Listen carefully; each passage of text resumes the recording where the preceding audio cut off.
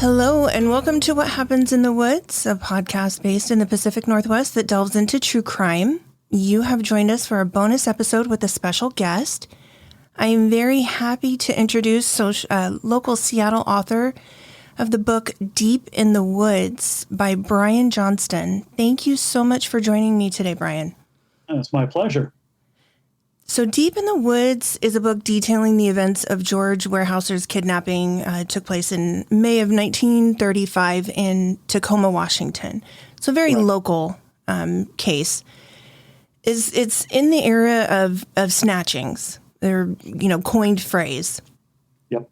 Our listeners kind of know the story. We did release an episode on it. The case absolutely fascinated me. Can you kind of share with us what compelled you to research this? Yeah, absolutely. I've written a couple of Northwest-centric books, one about J.P. Patches and one about the TV show Almost Live. And I was looking for some more Northwest-centric material. And I was just digging around doing research.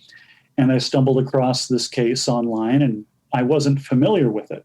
And so I started digging deeper, and the more information I found about it, the more fascinated I became. And before long, I came to realize that this was easily one of the most fascinating stories that I'd ever stumbled across in my life. There were so many layers to it. It just blew my mind. And the fact that nobody had written a book about it, I couldn't believe it. Yeah, absolutely. I think, at least from what I understand, maybe the reason that it wasn't done was just because, number one, it's older, but it doesn't have that serial killer element that people are looking for here in the Pacific Northwest. That's probably a major reason. But another reason is that the Weyerhaeusers didn't like to talk about it. Right. So can you kind of start off with giving basic information on how the story begins? 1935. This was only a couple of years after the Lindbergh baby kidnapping and murder. And this was also kind of the tail end of when crime was running rampant across America with the big name criminals. So just a year earlier, Bonnie and Clyde were gunned down, and Babyface Nelson and John Dillinger and Machine Gun Kelly was thrown in prison. So this was all happening right around that time. And kidnappings, snatchings, as you'd mentioned, were all the rage because the kidnappers realized, hey, gosh, I could make a lot of money without putting myself in danger as much, they foolishly thought. And so that's why, that's how George Weyerhaeuser got snatched, because of that. Some kind of stupid criminals thought that they could make an easy buck out of it. And they found that they could, and at the same time that they couldn't. As we'll come to discover. Yes. So, yeah, that's kind of how it all came together. But this kidnapping was not something that was planned well in advance. The kidnappers kind of saw a opportunity and jumped on it. It was really kind of a 3 or 4 day planning thing that came about just because of some random article in a newspaper about one of George's grandfather had died. And one of the kidnappers, I don't want to say one of the kidnappers because Margaret. First, let's give who the kidnappers are. Sure. 3 kidnappers. There was the mastermind, guy by the name of Bill Mahan, who was a career bank robber. And then I guess the second in command would be it was Harmon Whaley. And his 19-year-old Mormon wife who'd never been in trouble in her life. So I guess I consider it 2.5 kidnappers because she really didn't have anything to do with the kidnapping other than kind of going along with it. And she saw an article in the newspaper, an obituary of George's grandfather had passed away. And she just kind of made a passing comment. Hey, look, this really rich guy, Weyerhaeuser, just recently died. Huh, that's interesting. And Bill Mahan went, rich guy dies. That means he's going to bequeath a lot of money to his son. That means he's going to be also really rich. Maybe he's got a kid that we could kidnap. Ding. That was really about it. That's how the whole kidnapping came about. It was just a crime of opportunity. Yeah. And they snatched George. Yeah, and it was almost too easy. He was there. He was there on the street. He really shouldn't have been there. George, the Weyerhaeusers they were rich people, but they were, as they were described, as a very retiring family, which means they didn't like a lot of limelight. They didn't like drawing attention to themselves. They tried to live their lives as just like most everybody else. And they purposefully wanted George and their kids to have just a very normal lifestyle. So George would frequently walk to school and walk home from school. Sometimes he'd get a ride with their so-called chauffeur, who was really just the gardener who drove them places. And in this circumstance, he was walking home from school. He was supposed to meet his sister at the Annie Wright Seminary School and catch a ride back, the last half of the ride back. But he decided he just didn't want to wait around, so he started walking. It's only a half mile at most. And he was walking back, and he didn't know that he was being cased. He was being followed by the kidnappers. They'd been tracking him for the previous 2 days, watching him go to school and come home from school. And so it's like right out of a movie. The bad guys in the car watching the kid walk down the street, and they saw him walking this one direction, and they went, where's he going to come out on the other end? So they drove around to this little dirt parking lot, and sure enough, George walks through this hedge, and Mahan jumps out of the car, runs up to him. Hey, kid, can you tell me where Stadium Way is? George thinks nothing of it, just an adult asking him a question. And then all of a sudden, he gets grabbed and thrown to the back seat of the car, and off they drive, kidnapped. Yeah. Boom, just like that. Yeah, it definitely was just aligned perfectly to, for good or bad, it was aligned. Yeah. Exactly. So research is a huge undertaking in something like this. I know you had mentioned that it took you about 2 years to get this written. I'm sure research was a good chunk of that time. How hard was it to find information? It was interesting. How's that? The biggest resource was, I had two major resources. The biggest was the FBI files. I had 2,500 pages of FBI documents. And the FBI said, "You want more?" And I'm like, "No, I think that's plenty." Oh, wow. I think that's plenty. It's with the Freedom of Information Act, you can get pretty much anything you want. Sure. And so they gave me just huge amounts of files. And it was really interesting going through those, because you're seeing the documents, the missives between J. Edgar Hoover and his second in command, and the agents in the field sending letters back to Hoover, and you just describing everything that's going on in the case. Wow. Think detail. And then you had the newspaper articles, and there were a lot of those. I had over 200 newspaper articles. You have to understand, this was a huge story. This was a really big story, especially in the Northwest. It was on the front page of just about every major newspaper in America. I mean, it was on the front page of the New York Times. Right. The London Times sent a reporter over across the Atlantic to cover this story. So yeah, it was a big deal. Reporters and journalists were documenting about 40,000 words a day in print, which is about half a novel. So half a novel a day combined print was going out every single day while this case was going on. So there was a lot of content to draw from. And then on top of it, there was the court documents.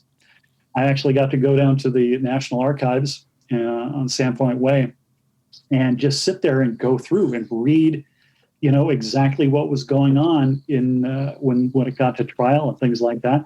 And then on top of it, I got to actually talk with George 85 years after the fact and, get his take on a lot of things as well. So there was no shortage of information. Wow, that is amazing to be able to get the first-hand account. Even decades later, it's still his account. It's his remembering of what happened. It's his words. Yeah. Yeah. That was a cool thing. And he was so cool about it too, because when I'd been doing my research, the articles I would read frequently would make a comment about how George doesn't like to talk about the kidnapping. The family will say George doesn't like to talk about it. And so when I finally tracked him down, which was no small task, it took a while. I finally found this phone number that went to a voicemail that they would check once a week. And I left a message saying, George, my name is Bryan Johnston, local author. I'd love to talk with you about your kidnapping if it's not an uncomfortable subject for you. So imagine my surprise that when 3 days later I get a phone call from George saying, this is George Weyerhaeuser. Happy to talk with you. It's not an uncomfortable subject for me. Happened a long time ago. And I'm like, wow, that's a surprise. Yeah. Yeah, definitely. And then I got to share some. This was part that just was classic. And so I go to his house and I'm interviewing him, and he's just being nice as can be. He was 94 years old at the time, and this was 2 years ago. So he's 96 now. And we just sat in his sunroom, and his daughter was there, and we chatted, and I asked him questions, and we just had a really nice time. And he got a really big kick out of seeing like old newspaper pictures of him when he was 9 years old. He thought that was pretty cool. So we talked and talked and talked, and everything went fine. And then about 2 days later, I get this phone call from this gentleman, and he's not exactly a lawyer, but had a very lawyerish vibe about him. He's some type sort of representative of the Weyerhaeuser family or his corporation. Mr. Johnston, I understand you interviewed George Weyerhaeuser. Yes. Well, you have to understand that some of his family members are very concerned about this. Oh. I'm like, really? And why is that? Because George doesn't like to talk about this. And I'm like, well, I'm going to have to disagree with you there, because he was more than happy to talk with me about this. Right. Yeah. And he's like, so what was this? What were you talking to him for? Because I wanted to interview him for this, what I'm writing. So you're writing a fiction book? No, nonfiction. So is this it's not an article? No, I'm trying to go think to myself, what are you missing here? This is a book about his kidnapping. And he's silent on the phone. He's like, and George was happy to talk with you about this. I'm like, yeah. He's silent. Finally he goes, weird. Okay, Bryan, you got lucky. Good luck with the book. And he hung up. All right, then. I'm glad I could spell that out for you, what I did and what happened. Yeah, that's very interesting. Yeah. I mean, that's exactly what I got from a lot of my research too, was that the family doesn't like to talk about it, that possibly George didn't want to talk about it. And that's why all of these years have gone by without it really being something that somebody wrote a book about or even a movie was made about it. Nothing really happened that put it out in the limelight because the family just did not want to. Yeah, in fact, one of George's daughters contacted me and said that she still says that as she grew up, her dad did not talk to her or any of the family members about the kidnapping. It just wasn't a topic. And so she heard stories and learned a little bit about it throughout the time. But she says as a result of this book, she's been talking with her dad about it, and now she's learning stuff about the kidnapping that she herself had no idea about. It's so interesting that and maybe it's part of that era, that time. Details like that, you didn't share those details. Those were private things that happened in your life. Your children didn't necessarily need to know them. Maybe that has something to do with it. I'm sure that did have something to do with it. I also think it has to do with just the way the Weyerhaeuser family is. They just don't like drawing attention to themselves. Sure. Just the way that was the way they were back in 1935, and that's the way they are now. Wow. It's just amazing. You really hit gold being able to speak with him and getting that account. Yeah. Yeah. I consider myself very lucky. I bet. So I want to talk a little bit about the ransom letter. In the book, you mentioned a reference to the kidnappers making, and I had read the ransom letter, and I didn't understand this reference at the time. Maybe you have more information. There was a note in there where it says, we're not going to be sitting, quote unquote, sitting behind the mailboxes. Yeah. What was that in reference to? I don't know the particulars off the top of my head, but I do know that there was a crime that took place in the Northwest earlier where somebody was, I don't know if it was a kidnapping or what the situation was, but the person was hiding behind one of those big blue mailboxes. And that was the reference. Okay. And evidently people from this area who were familiar with that case, which apparently was a pretty big case at the time, would recognize the reference. So it was a stupid mistake on the kidnapper's part to bring that up because it immediately made people go, okay, they must be from the Northwest because nobody else would understand that reference. Interesting. Yeah, at that time reading the ransom note, it didn't make any connection to me. I was trying to think of any famous case, anything at all across the country that would have referenced, and it didn't make any sense. I thought that was interesting. Also, the outrageous demands aside, I mean, $200,000 at that time, as we know, unbelievable amount of money. Yeah. When you're reading the ransom letter at the end, there's this paragraph that's almost they're boasting.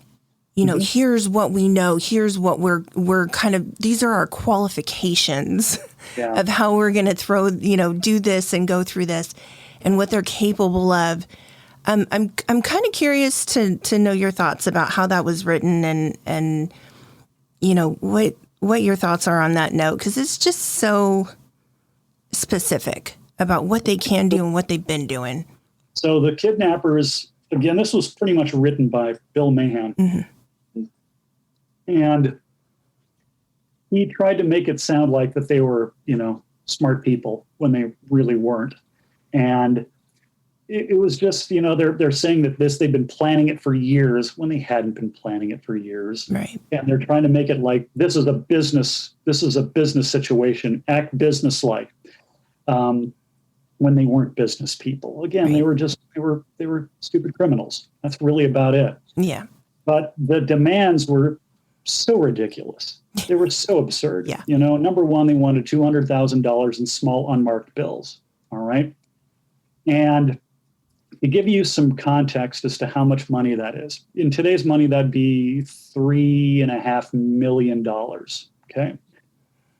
Back in 1935, during the Depression, the average income was $1,500 a year.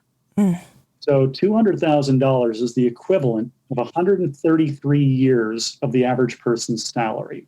Okay, so that's a ridiculous amount of money. The Limburg baby kidnapping, the initial demand by the kidnappers for that was $50,000. So this is 4 times as much as that. And the Weyerhaeusers didn't have $200,000 in small unmarked bills laying around. They just didn't have that. And they had 5 days to come up with the money. And then one of the other ransom requests was, don't tell the police. Right. Don't tell the press. Double ha ha ha ha. What was so funny was it said, don't tell the press. So what did the Seattle Times do? They posted the ransom note on the front page of the newspaper. Right. So they also said, we want the money in small unmarked bills. It'll be in 20s and 10s and 5s. Right. All right. And we don't want it marked. Well, of course, the FBI didn't have to mark it. Right. They don't have to put little marks on every bill. They simply had to write down what the serial number was of all 20,000 of those bills. And that was eventually how they captured the bad guys, because the FBI, they don't go halfway on anything. Sure. I mean, they went all freaking in on this.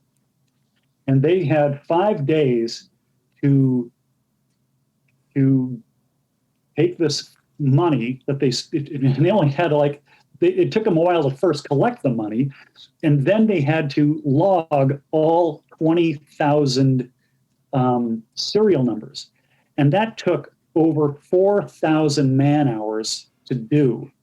It was this remarkable undertaking to be able to put that together. But they did. And again, that's how they got the bad guys. By doing it. Exactly. So like myself, I think you kind of found the communication between the kidnappers and the Weyerhaeuser family something out of a fiction novel, the involvement of the newspaper advertisements and meeting up.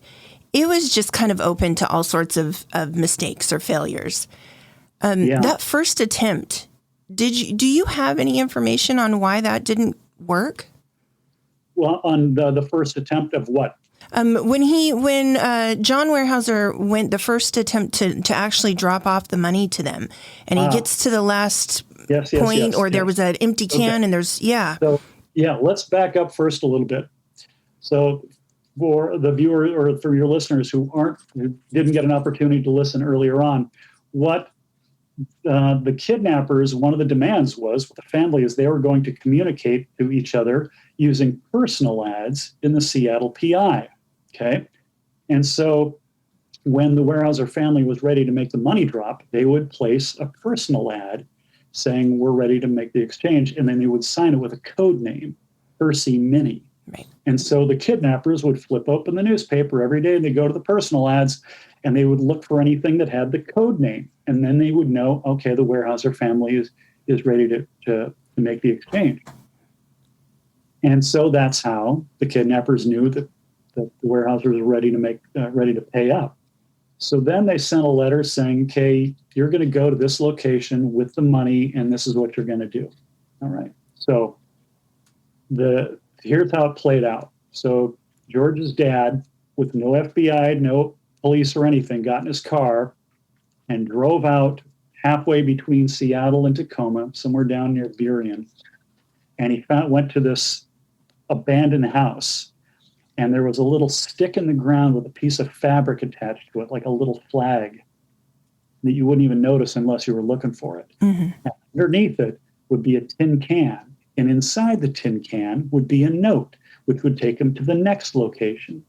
And sure enough, he goes there and he finds the little flag and he finds the tin can and he finds the note. And it says, go 700 yards up the road to the next location. You'll find another flag.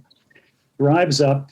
He finds the little stick with the piece of fabric, but there's no tin can and there's no note. And he's crawling around on his hands and knees with a lighter or matches or something in the dark. It's midnight. Right. Because that day was the day that he had to make the exchange or else. Right. So he was terrified that if he didn't find the note that took him to where he was supposed to drop off the money, that they were going to kill George. And so he crawls around on hands and knees for 2 hours and he couldn't find it.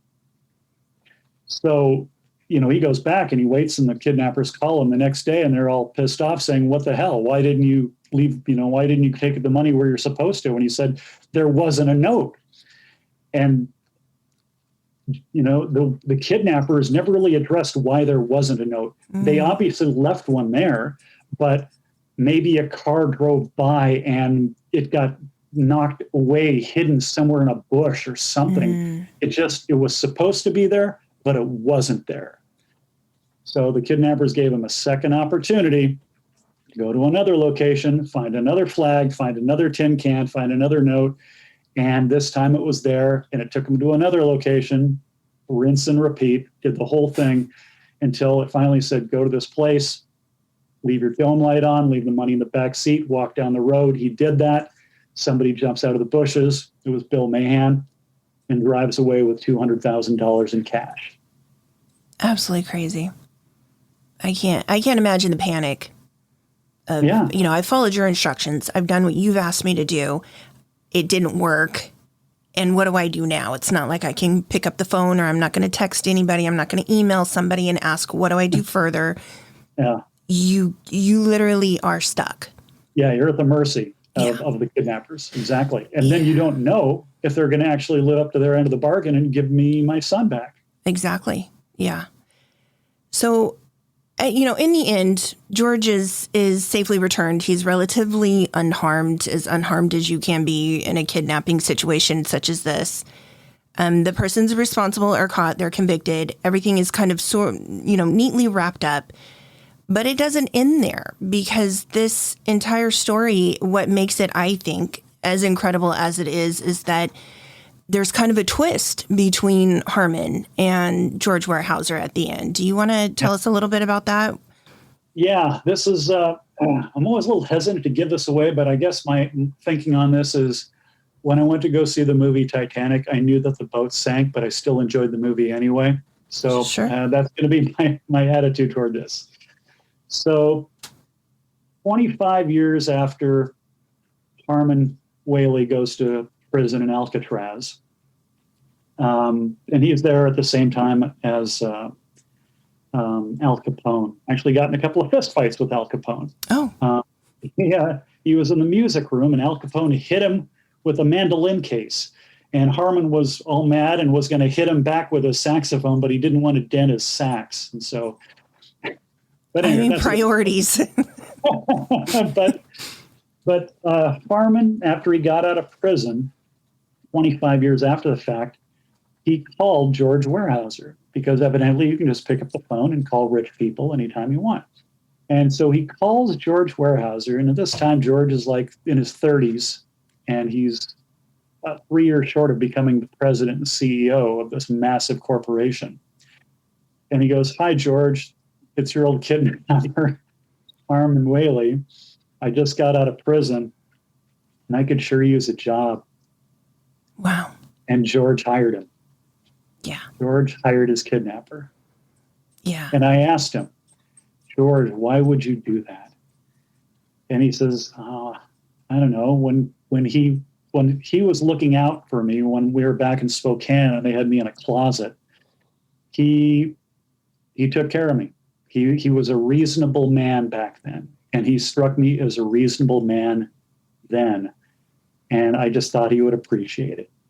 That was his reason. He thought he would appreciate it. So he gave him a job. It definitely is probably, like I said, the most incredible part of all of this story is human nature, I think, would be, you did something wrong to me, I'm going to get back at you. Yeah. And to not have that thought process, that not have that feeling of vindication, is very a redeeming quality. Speaks very highly of him. It restores your faith in humanity. This is a kidnapping case that does not end like any other kidnapping case you will ever find, period.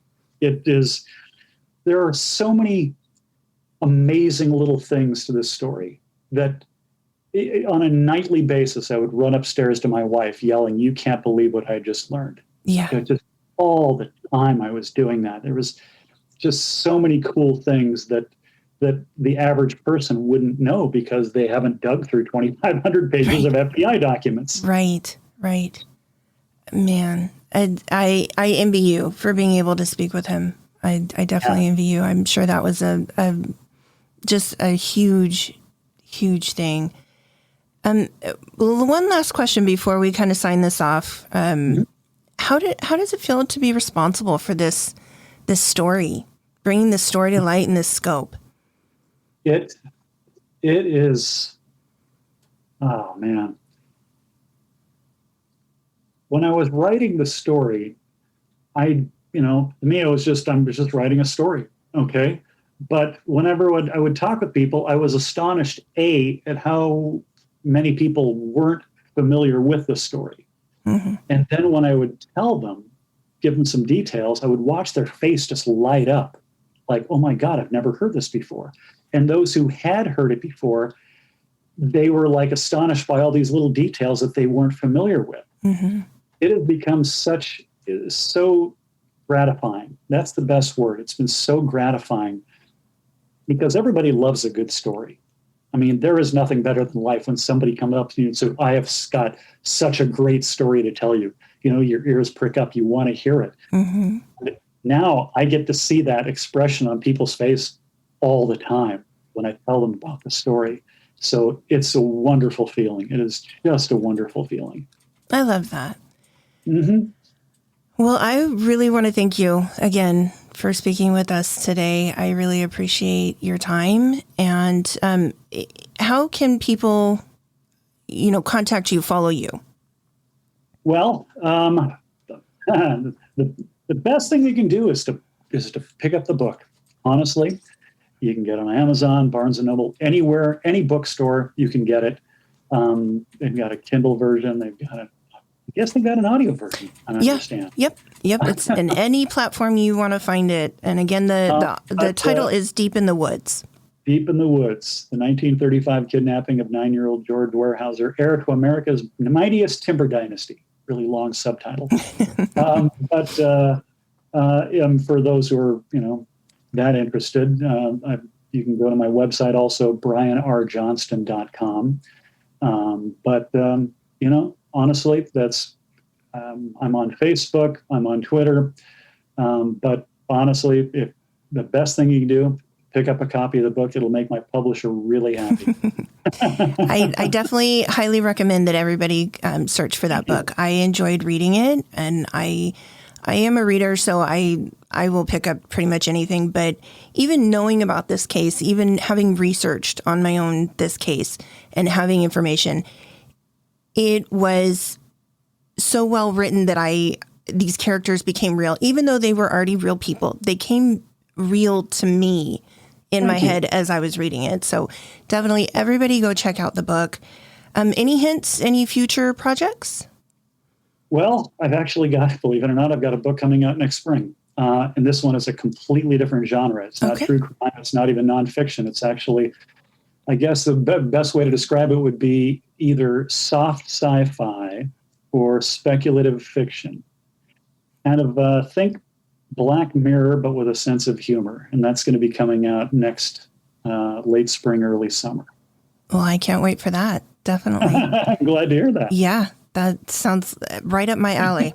Anything that makes you think that's not normal, that's not the usual thing. I love it. Good. All right. All right. Well, thank you so much today for your time, Bryan. I really enjoyed talking with you. And again, the book is titled Deep in the Woods. There's a lot longer of the name, but just keep in mind, everybody, Deep in the Woods by Bryan Johnston. And thank you again. I cannot thank you enough. My pleasure. Thanks for having me on. Absolutely. You enjoy the rest of your day. Thanks. Bye. Bye.